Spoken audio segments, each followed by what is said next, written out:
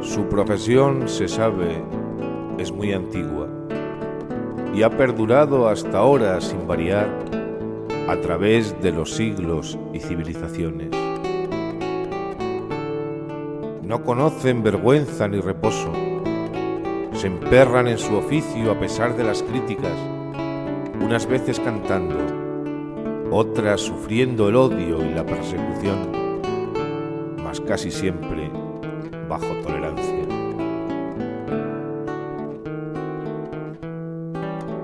Platón no les dio sitio en su república. Creen en el amor a pesar de sus muchas corrupciones y vicios. Suelen mitificar bastante la niñez y poseen medallones o retratos que miran en silencio cuando se ponen tristes.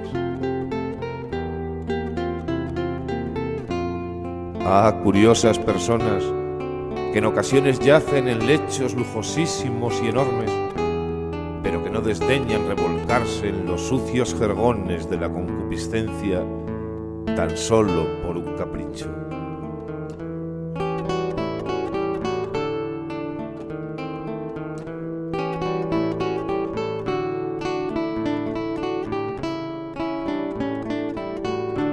Le piden a la vida más de lo que ésta ofrece.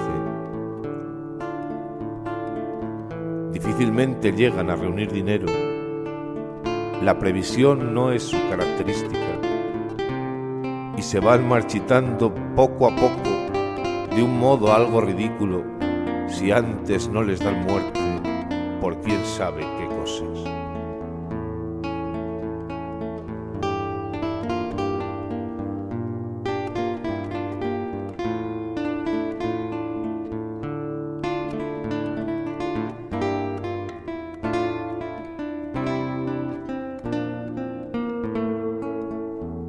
Así son, pues, los poetas, las viejas prostitutas de la historia.